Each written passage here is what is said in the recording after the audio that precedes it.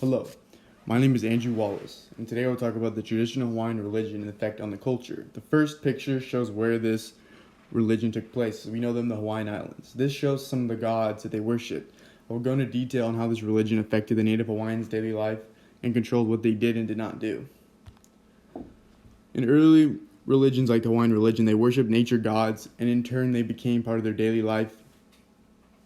They created stories and myths to explain why things were the way they were as a big part of the native Hawaiian culture. Anything in nature might be considered a god, and through storytelling aspect became a big part of their culture. These stories often overlap with ancestors, gods, ghosts, form legends. This basis of all religion, and specifically the Hawaiian religion, has to do with being passed down from generation to generation because it really makes a culture and leads them not to forget who they are. The native Hawaiian people settled on the island around 500 AD, and their religion was somewhat similar to other Polynesian religions that were thousands of miles away. The Hawaiian religion was polytheistic, or the belief in many gods, also animistic, or the belief that animals and objects had spirits in them. They called these spirits mana, which is a spiritual power and strength in everything. The native Hawaiians believed in many gods, but for the four main gods they believed in were Kane, Lono, Ku, and Kanaloa. Lono is one of the most important gods in the religion because he is the god of fertility and abundance. He is celebrated in the winter months with the hula dance and sporting events like the Hawaiian used to celebrate and worship. The Ku god sacrifice, one of the religion, was a sacrifice to the god of war during the times of famine and war. These sacrifices were done to humans, pigs, in a ceremony called Lokukwini, which lasted 10 days.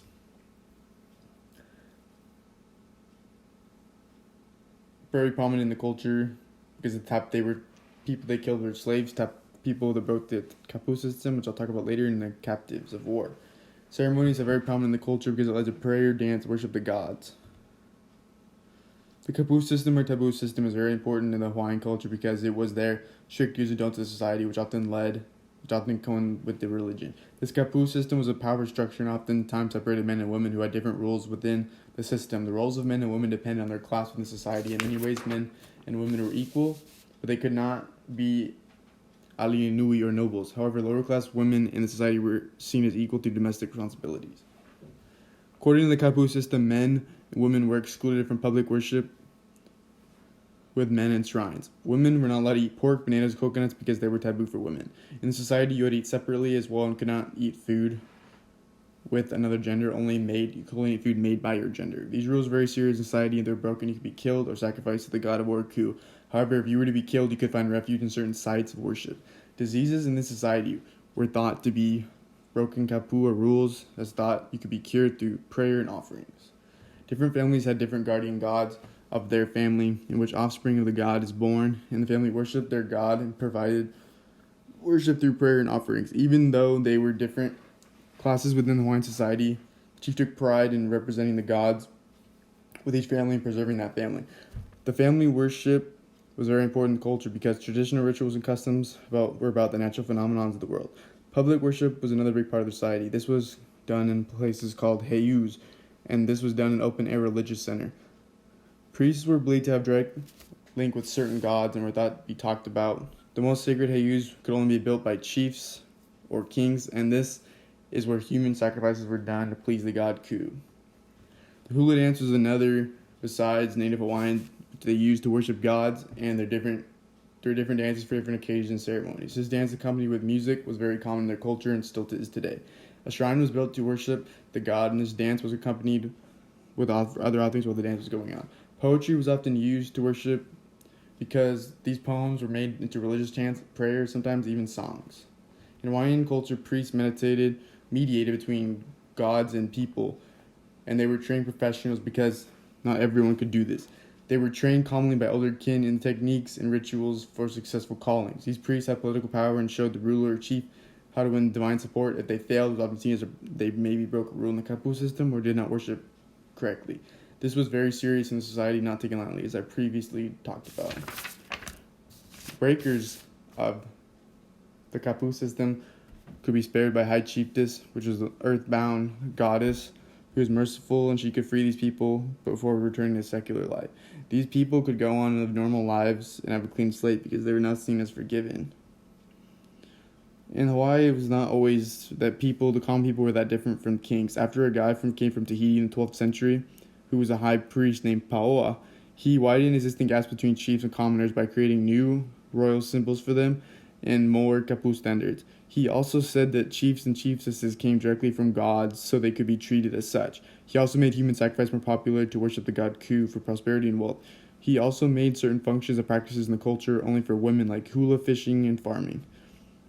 These rituals were important, and this was done through a calendar in their system. It was division in time of lunar months between 29 and 30 days. During 4 months, beginning with Ikua or October, all religious ceremonies and services were suspended, and special games and services held to celebrate the god Lono. The 5 months beginning with Keelo or January were considered war months, and after the 5 months were up, there could be no more. The lunar months were important to the Hawaiians because they decided when they planted and fished and this was all regulated by the moon. During the 4 months celebrated fertility and abundance, special games were designated to celebrate this in Hawaiian culture. These games included boxing matches, which all villagers and common people watch. After this, many other games played like wrestling, racing, and throwing the maki. During these games, this was a time most commoners bet on the outcome and had a really good time coming together and watching these games. During this time, there was a 5-day period in Hawaiian society where the priest would wear a blindfold and the people couldn't get in trouble for breaking a rule in the kapu system. However, things went back to normal and you could be killed for breaking one of the many rules of the kapu system. The blindfold symbolized that Lono could not see what the people were doing because the priest of Lono was his direct link. After this 5-day period, normal routines would continue like hunting and fishing. The Hawaiians believed that the body and the spirit in afterlife are different, and the soul may wander from the body, visit in a dream. When you die, you're still on earth. The spirit is, and you may enter homes or object, usually bones, which is why they were afraid to mess with the dead ones. This is why they worshipped their ancestors, because they believed that they were still on earth with them. They believed they could get a spirit out of the underworld where they were suffering. Bringing one back from the underworld, the spirit, by special rituals in which chants were said and fragrant plants were wrapped around the body to try to lure the spirit back. This is a burial site and is very important in the culture, as seen in this picture. This was done because it was thought that if you were in the underworld, your spirit was in pain and suffering because you broke the kapu system or did something bad. They wanted you on earth because they wanted to be guided by their families' ancestor spirits and not have them trapped in the underworld. It is important to the Hawaiians because they believe if they forgot their ancestors, the spirits will become evil and alone, and they don't want this to happen. The end of the Hawaiian religion. Kamehameha I was a great king and chief of the Priest Islands, and he was a very religious person until his death in 1819 and believed that he was put in charge by the gods for a reason. This led to an even stricter kapu system and the belief that caused protection of the mana, or spiritual power. He thought this would show authority of the gods, unlike other chiefs who were weak and contaminated the spirits and the ancestors. However, upon his death, his son, Kamehameha II, took charge, and his son abolished the Hawaiian religion and did not replace it with another. It is still debated what drove the end of the Hawaiian religion and why the new king of Hawaii ended it. He overthrew the kapu system by eating with women and their food.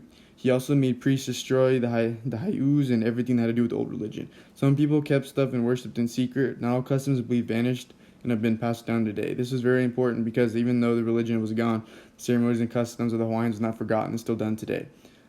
This end of the Hawaiian religion is debated and might have ended because the kapu system, what it did to people, or maybe because of European contact. This was the perfect time for missionaries which came, and they didn't know what was going on, but it was a perfect time for them because the islands were non-religious. And Christianity was easily accepted and made the official religion of the islands. Here's my Works Cited page where I found all this great information about the Hawaiian religion. Thank you.